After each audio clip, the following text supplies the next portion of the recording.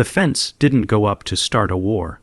It went up because the boundary had always been there, even when the neighborhood pretended it wasn't.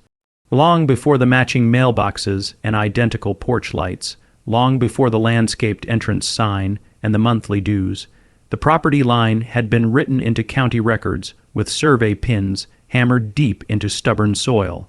The land had a history, and history doesn't vanish just because someone prints new rules on glossy paper and calls it community standards.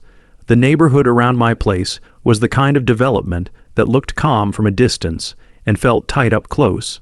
Streets were wide, lawns were cut like carpets, and every house sat with the same polite posture, as if architecture itself had been trained not to stand out. People smiled in passing, but the smiles were measured. The kind that said they saw you and they were already taking notes. It was not a place built for privacy. It was a place built for compliance. My lot was the problem from day one, and not because I was messy or loud or reckless. My lot was the problem because it was older. It stretched farther back than the others, angled slightly where the developer had tried to square off nature into a neat grid. My property ran along the edge of a drainage corridor and an old utility easement that had existed for decades, long before anyone planted decorative trees in perfect lines. The developer had built the neighborhood near it, not over it, because the county wouldn't allow it. That strip of land wasn't optional. It was functional.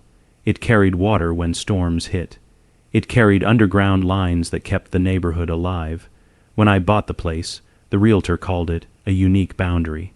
The paperwork called it something else, a legally recorded parcel with specific easements that could not be obstructed, relocated, or ignored without county approval and utility coordination. That wasn't a fun detail for small talk, but it was the kind of detail that mattered when everyone around you started acting like the neighborhood's rules were more powerful than the law. The fence was simple, durable, built to last and built to mark what was mine. It followed the surveyed line precisely, not an inch beyond. It didn't cut off anyone's driveway.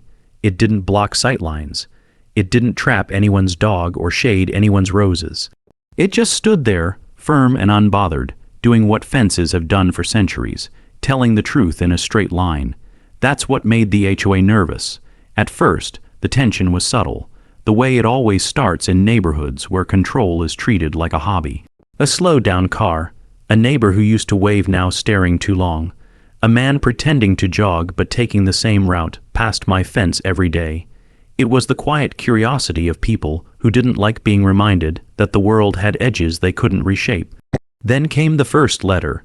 It arrived crisp, official, and unnecessarily dramatic, like it had been written for a courtroom audience instead of a mailbox. It informed me that my fence was non-compliant with community aesthetic guidelines. It referenced rules I had never agreed to and standards I had never signed. It included a deadline, a warning, and a threat of escalating penalties. The letter assumed I was part of them. It assumed their authority extended past their own sidewalks and into county records. It assumed that intimidation, formatted neatly and stamped with confidence, was the same thing as legal power.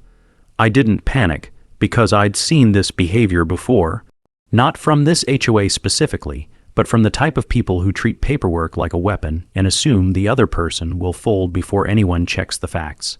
I read the letter twice, not because I needed to understand it, but because I wanted to understand the mindset behind it.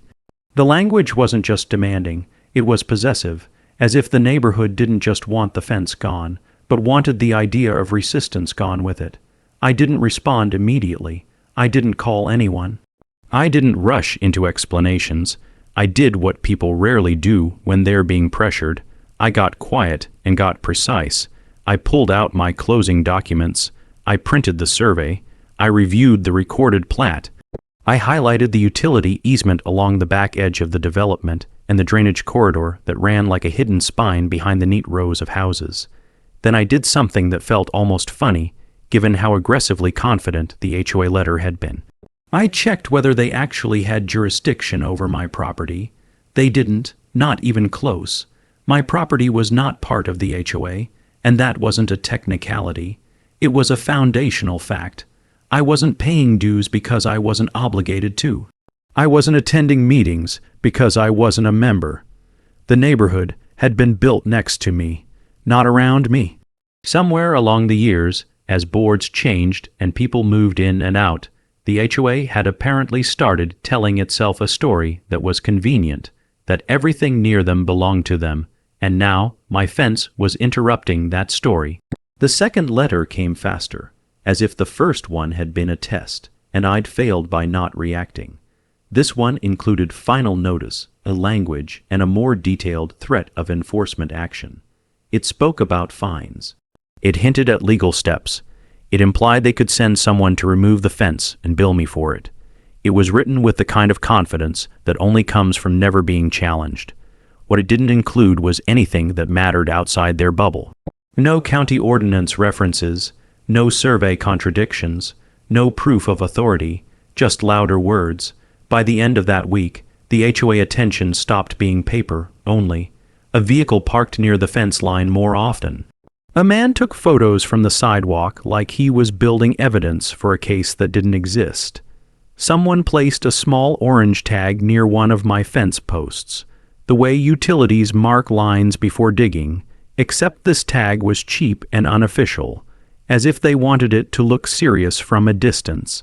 It was childish, but it wasn't harmless, because the moment an HOA starts acting like it can physically interfere with your property, the game changes. It stops being about aesthetics and starts being about entitlement with tools. I walked the fence line that evening, checking every post and panel, confirming nothing had been loosened or tampered with. The fence was solid. It wasn't going anywhere, but the feeling in the air was different now. It wasn't neighborhood irritation anymore. It was escalation. And the thing about escalation is that most bullies only escalate when they think you're outnumbered. I wasn't outnumbered. I just hadn't played my hand yet. Because my fence wasn't just on a property line. It was on the edge of something the HOA depended on, even if they didn't realize it. Access to the utility corridor and the drainage easement that kept their entire block functional. Most homeowners never think about easements. They treat them like invisible zones that only matter when a worker in a reflective vest shows up. But easements are the quiet backbone of neighborhoods. They decide who can access what, who can cross where, and who has the right to maintain the systems that keep the lights on and the water moving. That corridor ran alongside my land, and parts of it could only be reached efficiently through my side, not from the HOA manicured streets. Over time, utility crews had used informal access paths. Drainage maintenance teams had crossed certain points. The developer had relied on the existing layout. The HOA, in its obsession with appearance, had slowly tried to beautify. Parts of it planting shrubs and placing decorative rocks where function should have stayed clear. They didn't know how close they were to crossing a line that would cost them more than embarrassment. The next morning, I received a third letter. This one wasn't mailed. It was hand-delivered, slipped into my mailbox in a way that made it feel like someone wanted to remind me they were close enough to touch my property whenever they wanted. It repeated the demand, remove the fence or face consequences. I stood in my kitchen, holding the paper, and felt something settle in my chest. Not fear, not anger, something colder and more focused. The kind of clarity that comes when someone shows you exactly who they are and what they're willing to do. They wanted the fence gone. They thought they could force it. They thought they controlled the neighborhood, and by extension, controlled anything near it. They had no idea the fence wasn't the threat. The fence was the warning. That evening, as the sun dropped low and turned the neighborhood's perfect lawns into long shadows, I sat down with my documents spread out like a map of reality. Survey lines, easement language, county codes, utility contact information, and recorded plats. The HOA had been playing a game of intimidation. I was about to shift it into a game of law, infrastructure, and consequences. Not revenge, not destruction, something cleaner, something official. The kind of move that doesn't just stop an HOA from bothering you, but makes them realize they've been standing on a trapdoor the whole time. By the time I closed my folder and turned off the light, the plan wasn't vague anymore. It was structured, it was legal, and it was going to hit them where it hurt the most, the part of their neighborhood they couldn't bully, fine, or vote away. The next chapter wouldn't start with another letter. It would start with a phone call that the HOA board never imagined I had the power to make. The morning after the third letter, the neighborhood looked the same on the surface, but the atmosphere had shifted in a way that only someone paying attention would notice. Cars still lined the driveways with military precision. Lawns were still trimmed down to uniform heights. Decorative flags still fluttered in the mild breeze, carefully chosen to avoid offending anyone on the HOA board. But underneath that calm presentation sat a fragile assumption, that control only flows one way. I didn't rush into action. Rushing is what HOA expect. Panic responses, emotional emails, defensive explanations. That's how they win most of their battles. They overwhelm homeowners with process and pressure until compliance feels easier than resistance. I wasn't interested in making it easy for them. I wanted it to be expensive, exhausting, and embarrassing. I started with the county, not a complaint, not a demand, just confirmation. I verified the recorded easements tied to my property, the drainage corridor classification, and the access language that had been written decades before the HOA existed. The clerk was efficient and neutral, the way people are when they deal in facts instead of neighborhood politics. Everything checked out. The easement wasn't decorative, it wasn't optional.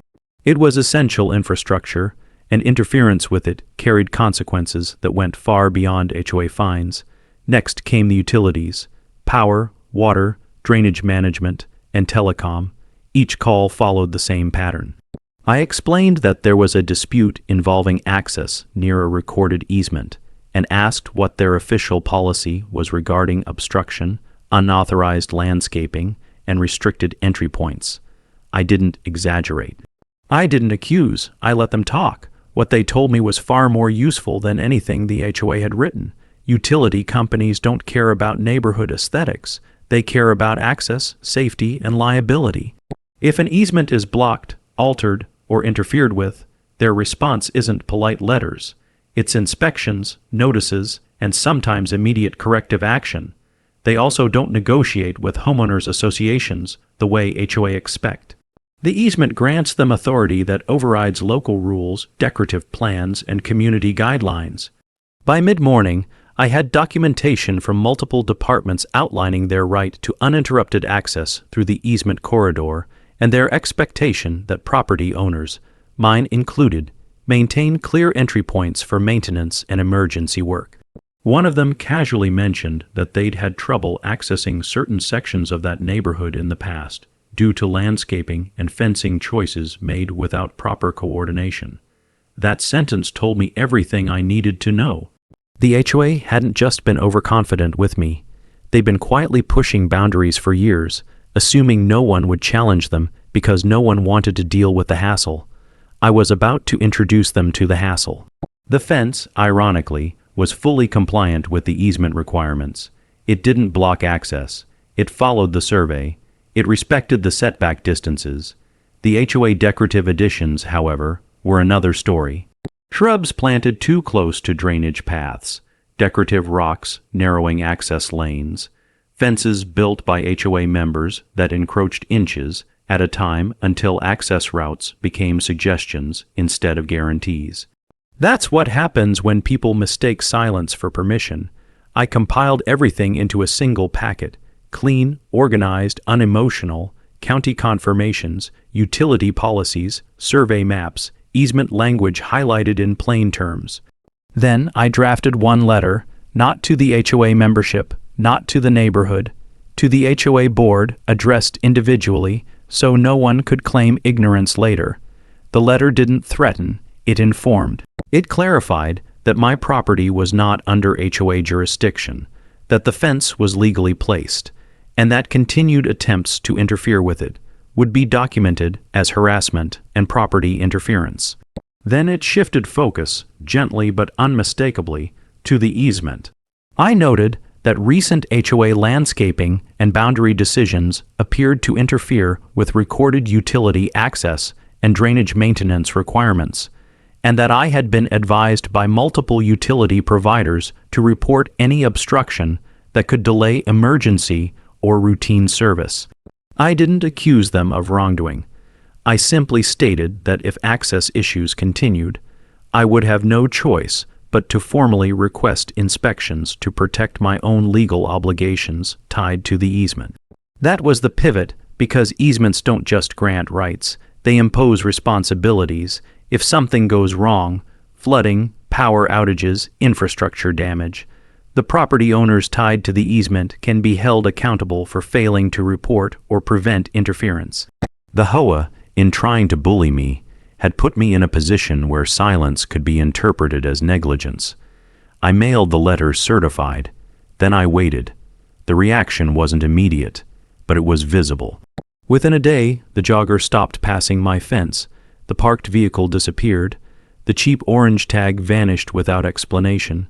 That kind of quiet retreat doesn't happen unless someone higher up has started asking uncomfortable questions. By the end of the week, the HOA board called a special meeting. Flyers appeared on doors, phrased vaguely enough to avoid panic, but urgent enough to spark speculation. Residents gathered in small groups at the mailbox cluster, whispering and pointing toward the back of the development where my property line met the easement corridor. Rumors spread faster than facts ever do. Words like inspection and utilities floated through conversations, often paired with nervous laughter and disbelief. Most homeowners had no idea what an easement actually meant beyond the vague sense that it was some legal thing. They certainly didn't understand how much of their neighborhood depended on access that ran along land the HOA didn't own and didn't control. The board, however, understood enough to be afraid. That fear didn't turn into humility. It turned into desperation. I received an email, not a letter this time, requesting a neighborly discussion about the fence and mutual concerns.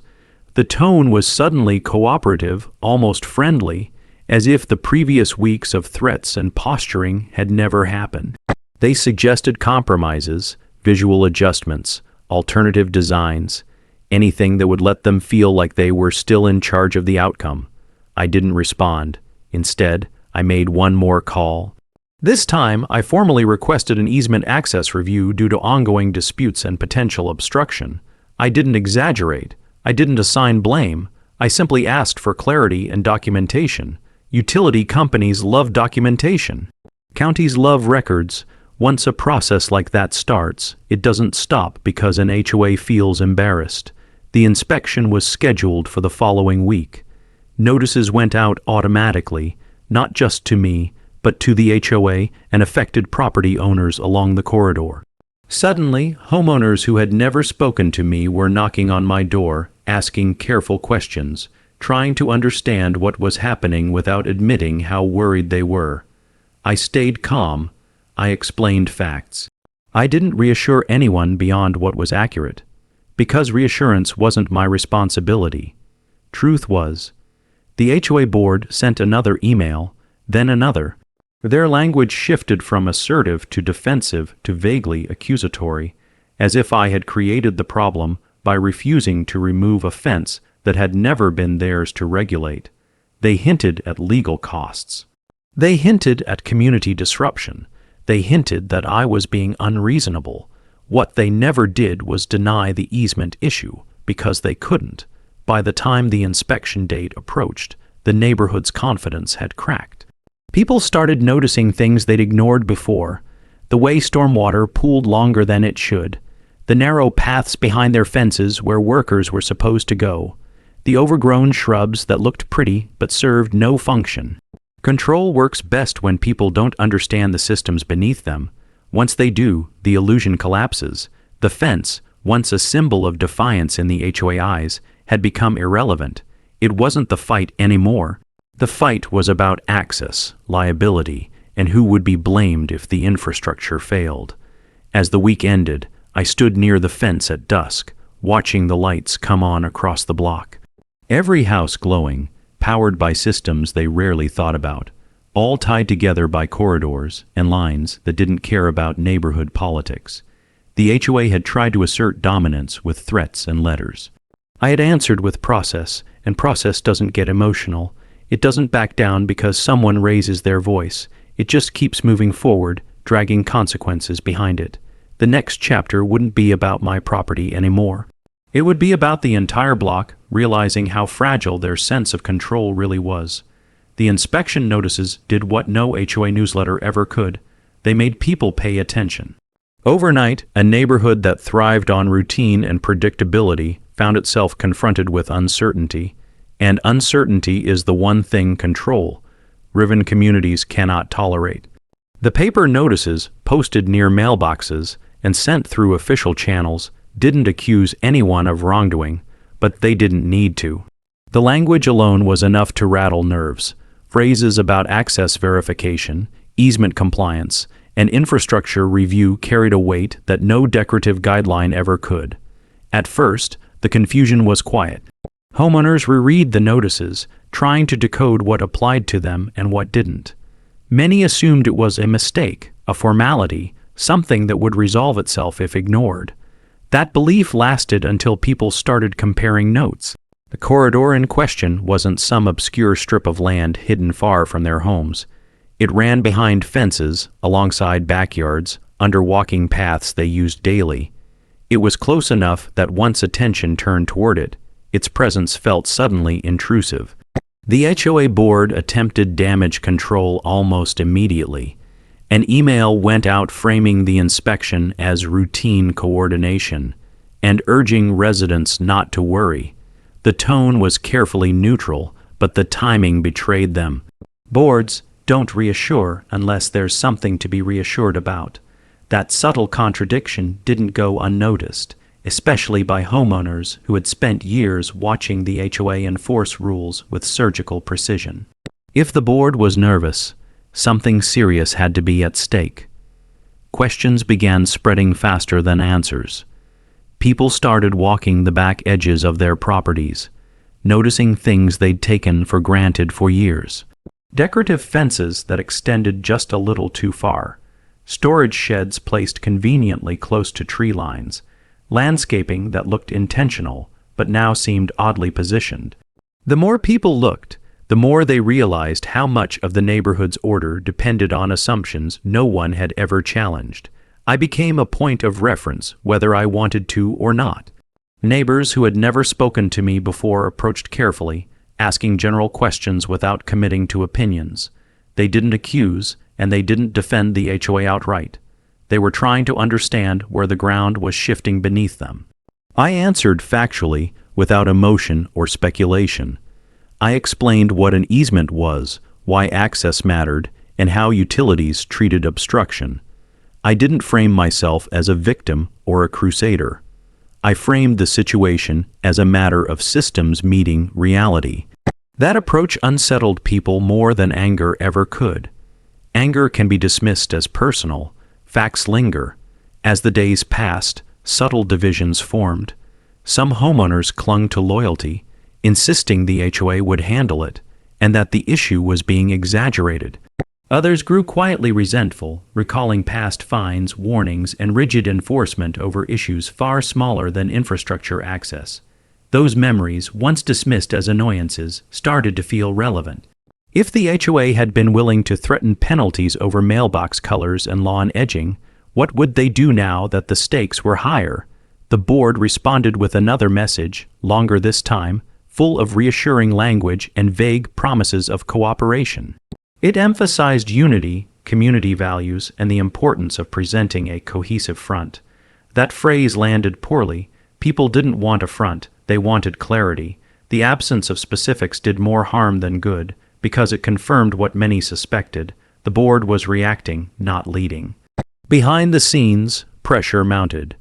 Utility representatives began requesting access maps and clarification on past modifications near the corridor. County officials asked for documentation related to landscaping approvals.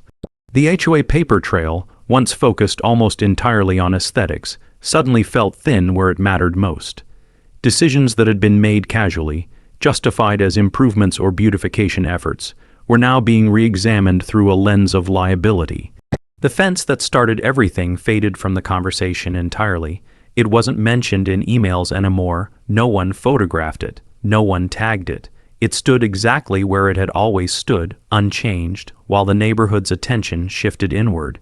That silence around the fence was telling. It wasn't compliance that stopped the HOA pressure. It was fear of what pressing further might reveal. Homeowners began asking questions the board couldn't answer cleanly. Would anyone be required to remove structures? Who would pay if changes were mandated? Could fines be issued retroactively? Each question chipped away at the image of absolute authority the HOA had cultivated. Authority depends on confidence, and confidence collapses when answers turn uncertain. The board scheduled another meeting, this one closed, citing legal sensitivity. That decision backfired almost immediately.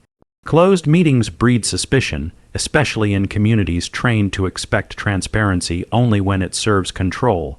People speculated openly, filling the gaps with worst-case scenarios, flooding risks. Power disruptions, unexpected assessments. The fear wasn't of me or my fence anymore. It was of consequences they had never considered because they'd trusted someone else to think about them. I watched the shift from a distance, careful not to insert myself unnecessarily. The moment wasn't about proving I was right. It was about letting the process unfold naturally. Systems, once activated, don't need constant encouragement. They apply pressure evenly without regard for social hierarchy or neighborhood politics.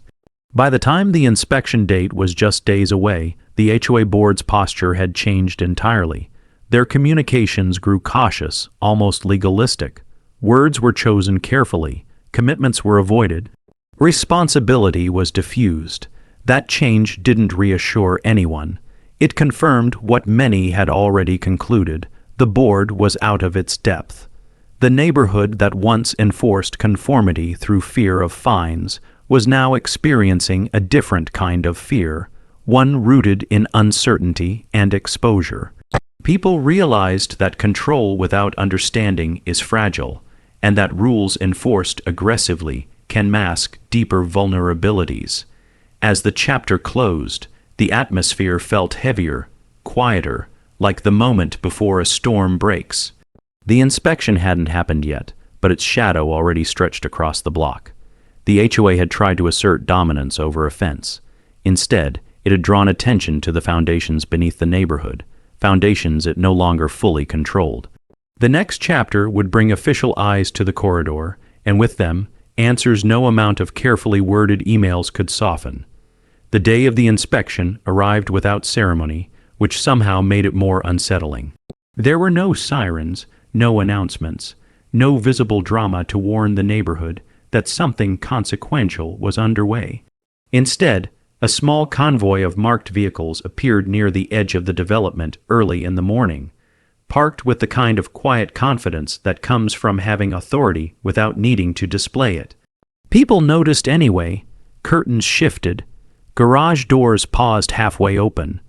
Morning routines slowed as residents tried to observe without appearing curious. The inspectors moved methodically, carrying clipboards and tablets, walking the easement corridor with practiced attention. They didn't rush and they didn't chat. Their focus wasn't on appearances or intentions, but on alignment. Whether reality matched what the record said should exist. Measurements were taken. Photos were logged. Notes were made with neutral expressions that gave nothing away. That neutrality was unnerving because it left no room for reassurance or negotiation.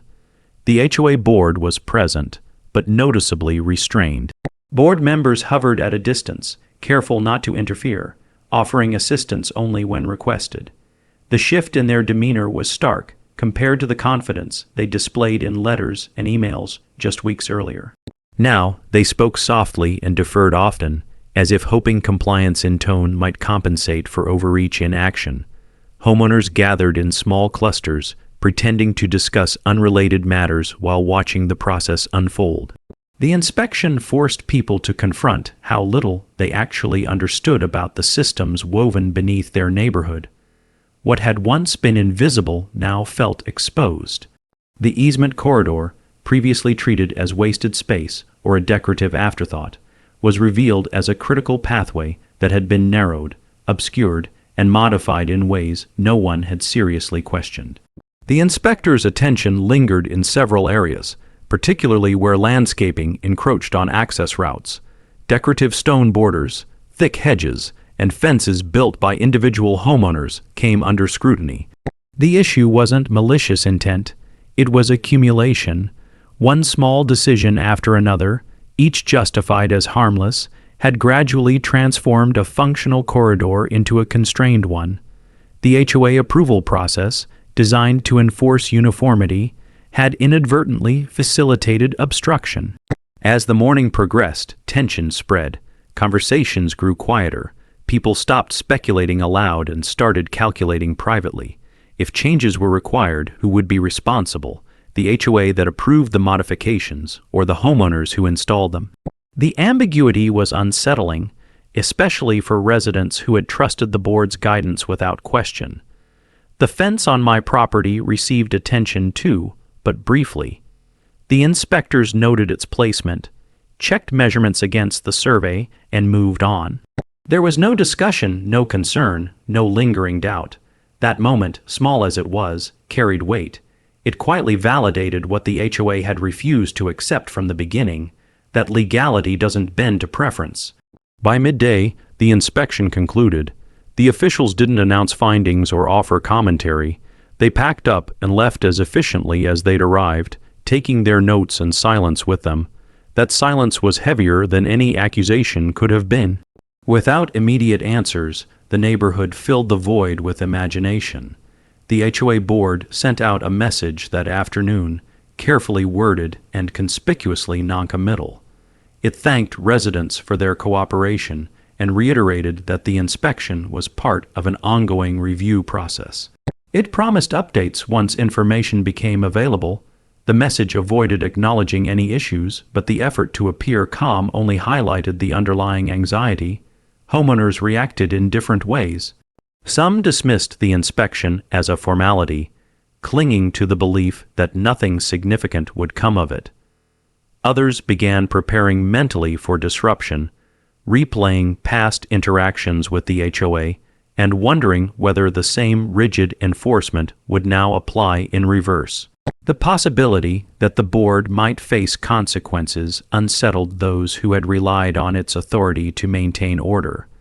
Behind closed doors, the board faced a reality it could no longer manage through tone alone. Requests for documentation increased.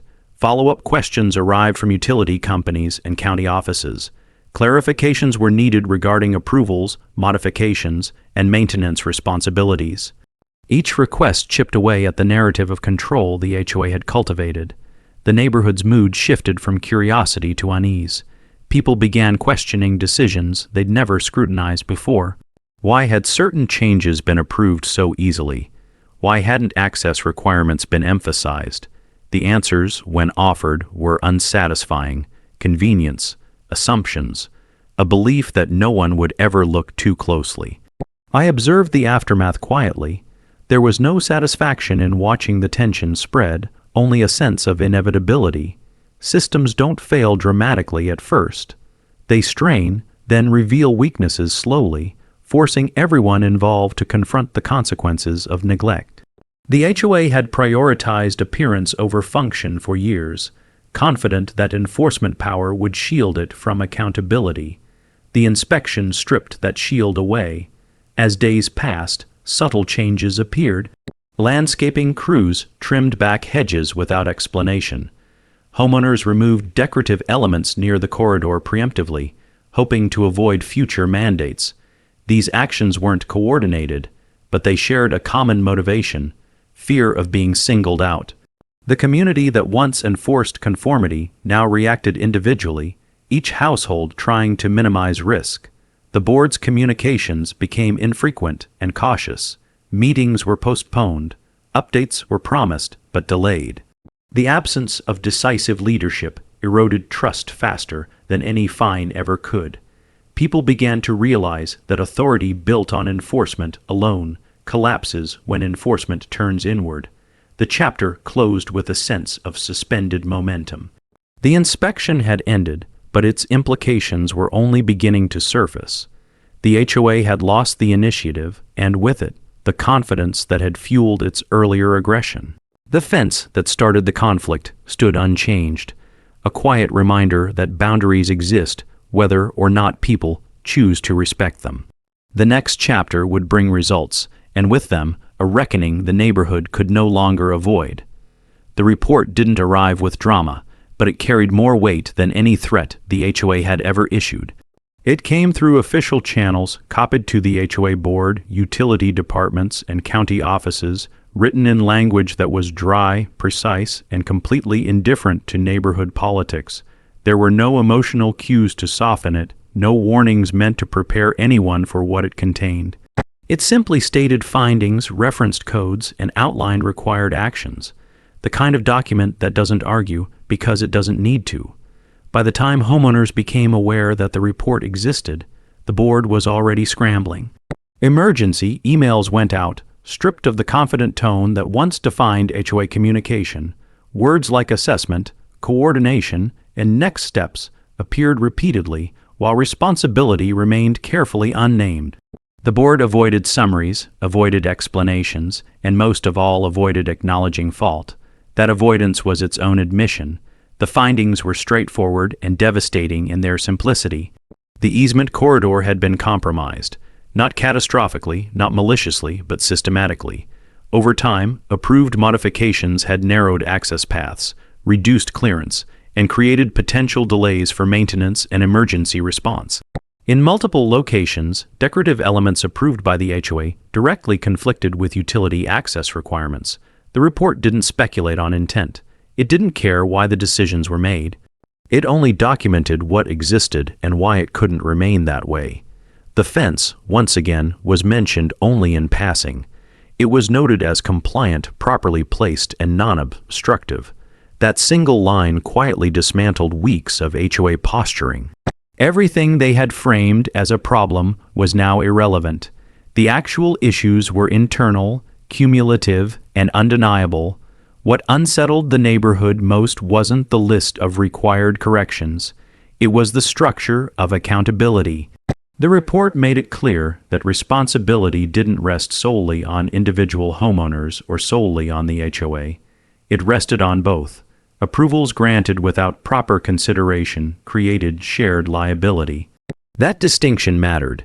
It meant no one could hide behind the board, and the board couldn't hide behind the residents. Panic followed clarity. Homeowners who had never questioned an approval letter now reread them with dread. Those approvals, once treated as shields, suddenly felt like liabilities. The realization spread quietly but relentlessly. Compliance with HOA rules did not guarantee compliance with the law. The board attempted to regain control by calling another meeting, this one framed as an informational session. Attendance was higher than it had been in years, but the mood was nothing like previous gatherings. There was no chatter, no small talk, no casual complaints about parking or paint colors. People arrived tense, arms crossed, eyes alert. The trust that once allowed the board to speak without interruption was gone. The presentation was cautious and incomplete. The board summarized the report selectively, emphasizing cooperation and downplaying urgency, but homeowners had already seen enough. Copies circulated privately. Excerpts were shared. People compared notes and realized how much had been omitted. The gap between what was said and what was written widened the fracture. Questions poured in, not angrily, but insistently. Who approved the landscaping? Who verified access requirements? Why weren't utilities consulted earlier? Each question forced the board to retreat into vague answers about past leadership and evolving standards. That strategy failed quickly. The report referenced specific dates and approvals. History could no longer be blurred. Outside the meeting, the neighborhood changed. People stopped blaming me, if they ever truly had. The narrative shifted from an individual dispute to a systemic failure. The fence was no longer controversial. It was invisible. What people saw now were the hedges they'd admired, the fences they'd installed, the choices they'd trusted someone else to vet. Corrective actions began almost immediately. Notices went out requiring homeowners along the corridor to remove or modify certain features. Deadlines were set. Inspections were scheduled. The HOA tried to frame these actions as proactive compliance, but the urgency betrayed them. This wasn't initiative, it was reaction. Financial anxiety followed. Costs were estimated. Responsibility debated. The possibility of special assessments loomed. The very outcome the HOA had once warned residents about in unrelated disputes. The irony wasn't lost on anyone. I watched all of this from the same distance I'd maintained since the beginning. There was no celebration, no satisfaction, just a steady awareness that systems correct themselves eventually, often in ways that feel personal even when they aren't.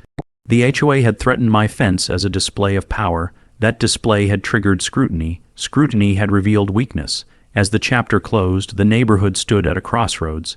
The illusion of absolute control was gone, replaced by accountability that no one could vote away.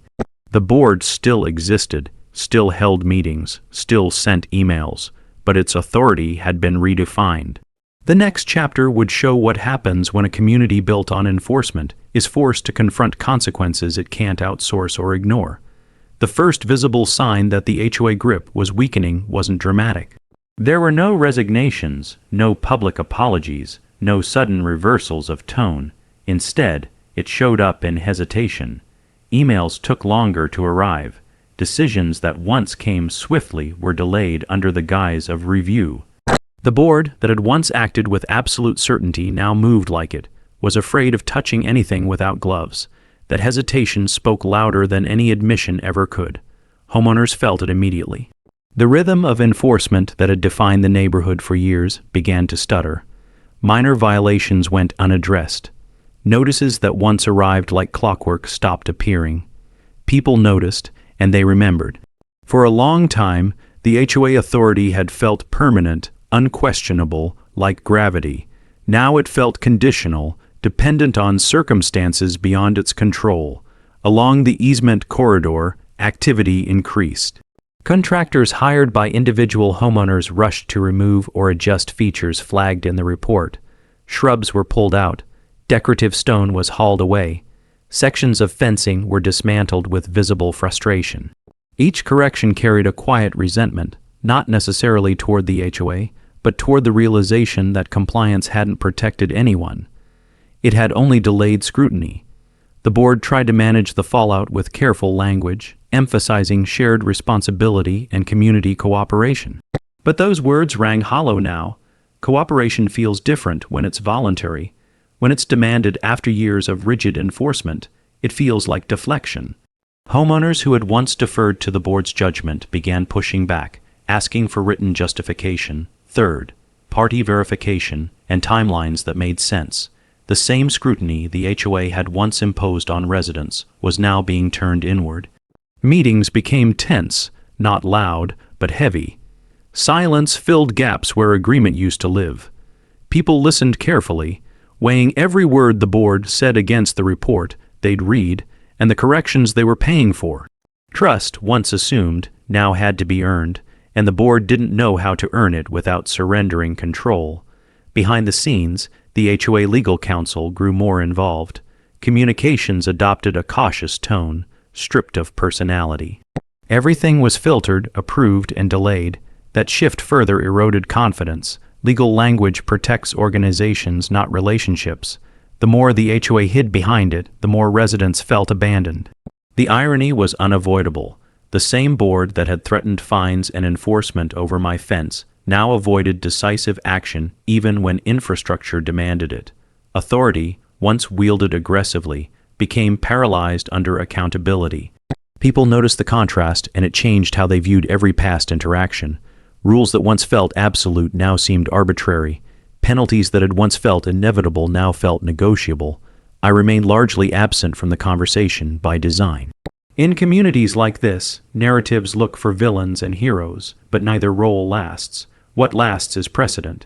The HOA had set a precedent by overreaching, and that precedent had triggered a process they couldn't stop. My involvement was already complete. Everything else was consequence. Still, the ripple effects reached me. Neighbors who had once avoided eye contact now nodded quietly. Some expressed relief, others curiosity, a few awkward gratitude. I accepted none of it personally. This wasn't about winning social approval. It was about restoring balance in a system that had confused control with authority. The board attempted one last maneuver to reclaim its image. They proposed updated guidelines, revised processes, and a renewed commitment to transparency. On paper, it looked like progress. In practice, it felt rushed and defensive. Homeowners weren't interested in new rules. They wanted assurance that old mistakes wouldn't be repeated. As weeks passed, the neighborhood settled into an uneasy calm. Corrections continued. Inspections followed. Costs were absorbed grudgingly. The HOA still existed, but it no longer felt omnipotent.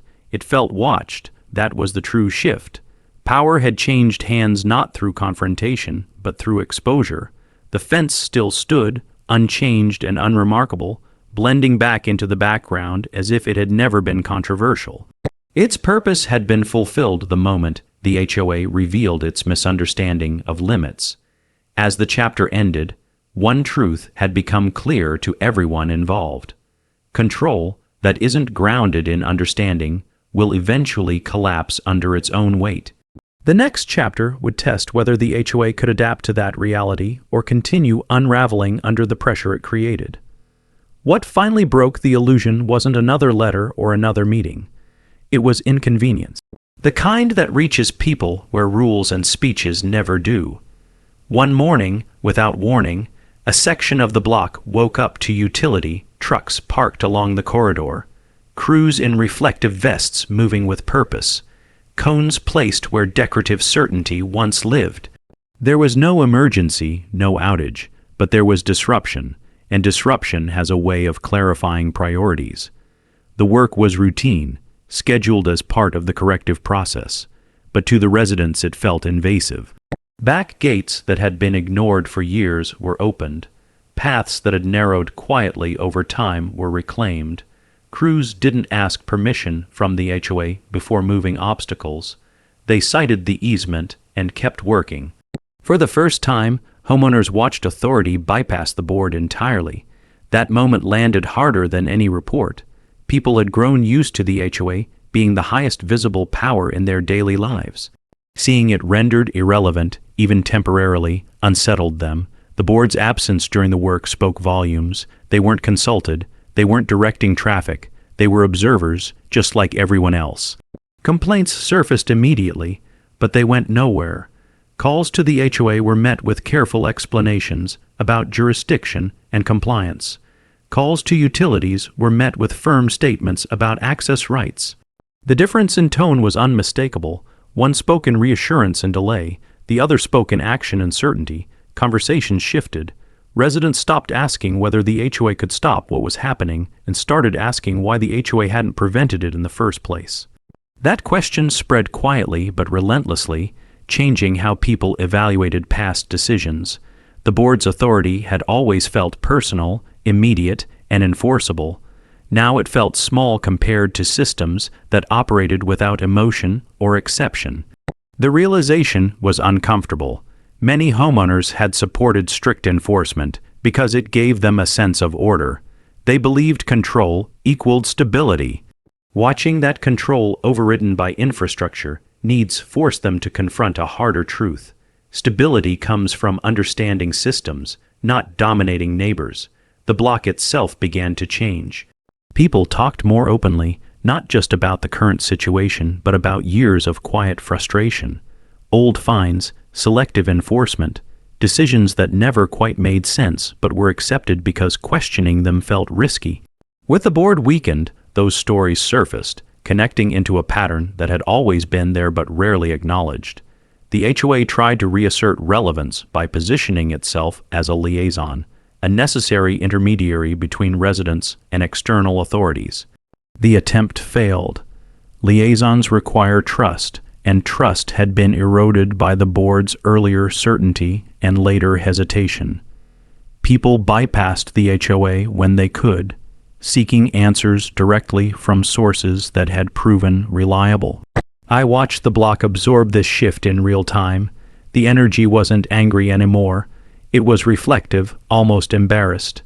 Communities built on enforcement rarely stop to ask whether the rules serve them or simply discipline them.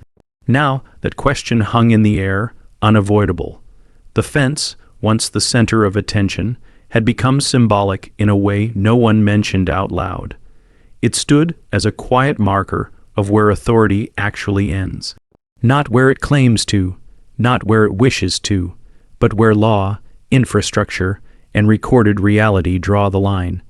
By the end of the week, the board announced a pause on non-essential enforcement actions. The message framed it as consideration for the community during a transitional period. The wording was careful, but the meaning was clear. The HOA no longer felt safe asserting power it couldn't fully justify. The block had learned something fundamental. Power that relies on intimidation collapses when confronted with systems that don't negotiate. Control that isn't rooted in understanding invites scrutiny. And once scrutiny begins, it doesn't stop at the original complaint. As this chapter closed, the neighborhood felt different, quieter, but not calmer. The certainty that once defined it was gone, replaced by awareness.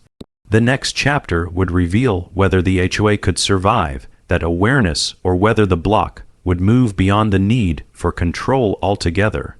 The collapse didn't come from the outside anymore. It came from within. Once the block understood that the HOA power had limits, the board's greatest enemy became its own history. Every decision, every approval, every enforcement action that had once been accepted without resistance was now being re-examined through a harsher lens. Homeowners who had stayed quiet for years began requesting records, minutes, and documentation, not out of malice, but out of a newly discovered sense of self-protection. The questions weren't emotional. They were procedural, precise, and relentless. The board struggled to keep up. Requests that once would have been dismissed were now legally valid. Transparency, long treated as a courtesy, became an obligation. As records surfaced, inconsistencies appeared. Approvals granted to some homeowners but denied to others. Exceptions made quietly. Rules enforced selectively. None of it was shocking on its own, but together it painted a picture of authority exercised unevenly and without sufficient oversight. Internal tension followed. Board members began distancing themselves from past decisions, speaking carefully about actions taken before their tenure, before policies were updated, before circumstances changed. Responsibility blurred. Unity fractured. Meetings grew longer and less productive as members debated language instead of solutions. The confidence that once allowed them to present a unified front evaporated under scrutiny. Homeowners noticed the shift immediately. The board that once spoke with a single voice now contradicted itself in subtle ways. Statements were revised, commitments were softened, explanations changed depending on who was asking. That inconsistency did more damage than any external pressure ever could. People stopped believing in the board's authority, not because it had been challenged, but because it could no longer define itself clearly. Whispers of resignation circulated at first quietly, then openly. The role that once offered a sense of control now carried risk, liability, exposure, accountability. Serving on the board was no longer about enforcing standards. It was about defending past choices under a spotlight no one had anticipated. The HOA attempted to stabilize by proposing reforms. Committees were formed. Policies were rewritten. Promises of future diligence were made. But reform feels hollow when it arrives only after consequences. Homeowners listened politely, then asked harder questions. Why hadn't this diligence existed before? Why did it take external oversight to prompt responsibility? The board had no satisfying answers. The neighborhood itself grew more independent. People coordinated directly with utilities. They shared information openly. They stopped waiting for permission to understand their own environment. The HOA, once the central node of authority, became just another participant, often a step behind. Through it all, the original conflict felt distant, almost irrelevant. The fence still stood, unchanged, a silent witness to a transformation that had outgrown it. What began as an attempt to assert dominance over a boundary had exposed something far larger, a system built on assumption rather than comprehension. By the time the chapter closed, the board's future was uncertain. Whether it would survive in a diminished role or unravel completely was no longer the central concern. The block had learned that power doesn't come from titles or letters or threats. It comes from alignment with reality. And once that lesson takes hold, it can't be unlearned. The next chapter would show what happens when a community decides whether it still needs the kind of control it once accepted without question. By the time the neighborhood reached what felt like a new normal, it was clear that the HOA no longer occupied the center of daily life. It still existed on paper, still sent emails, still referenced bylaws and procedures, but its presence had become peripheral, almost ceremonial. Homeowners read messages without urgency, questioned directives without fear, and made decisions without waiting for approval. What once felt mandatory now felt negotiable, and that shift changed everything. The block didn't become chaotic or careless, as the board had always warned might happen without strict oversight. Instead, it became deliberate. People took responsibility for understanding their own properties, their own risks, and their own obligations. Conversations about maintenance, access, and shared concerns happened directly between neighbors, without the filter of enforcement. The fear that once kept people compliant was replaced by something quieter but more durable: awareness. The board tried to reassert relevance by reminding residents of covenants and standards, but the reminders landed differently now. People asked whether those standards aligned with county rules, utility requirements, and recorded realities. They asked what authority actually supported each directive. These questions weren't hostile. They were practical, and practicality is difficult to overpower with rhetoric. The HOA influence continued to shrink as its claims were tested and found wanting. Some board members resigned quietly, citing personal reasons that fooled no one. Others stayed on, but their posture changed. They spoke less. They enforced cautiously. They avoided confrontation unless absolutely necessary. The transformation was stark. The same board that once threatened removal of my fence now hesitated to send even the mildest notice. Aware that every action could invite scrutiny they could no longer control. Homeowners noticed and adjusted accordingly. The social dynamics of the block shifted in subtle ways. People who had once been silent began participating. People who had once relied on the HOA to speak for them learned to speak for themselves. The neighborhood didn't fracture. It recalibrated. The idea that order required domination faded, replaced by the understanding that order can exist without constant pressure. The fence, still standing exactly where it had always been, faded fully into the background. It no longer symbolized conflict. It symbolized a line that had forced a system to reveal its limits. Looking back, it was clear that the HOA hadn't lost power because of a single legal move or inspection. It had lost power because it had mistaken compliance for consent and intimidation for legitimacy. Once those illusions cracked, authority became optional.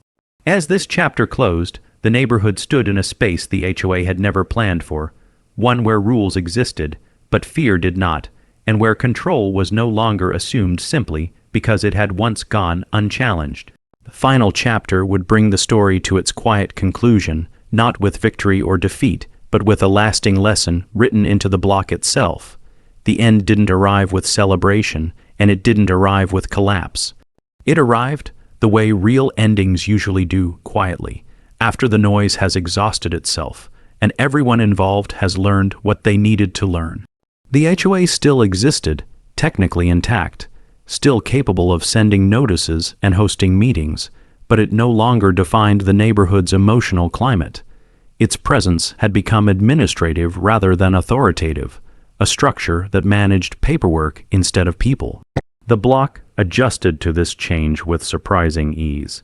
Without constant enforcement hovering in the background, residents became more thoughtful about their choices, more willing to communicate directly, more invested in understanding how their properties actually functioned within the larger system.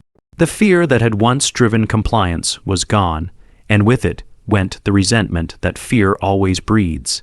In its place grew a quieter form of order, one based on awareness rather than intimidation.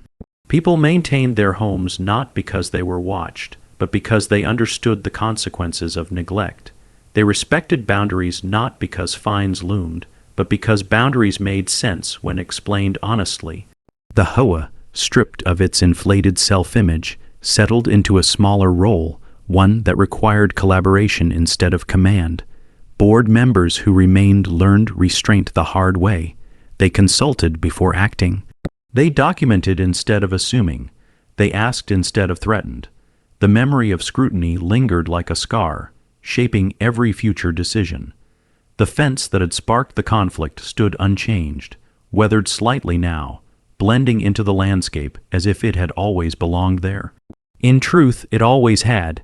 It was never the fence that caused the disruption. It was the assumption that authority could extend beyond its rightful limits without consequence.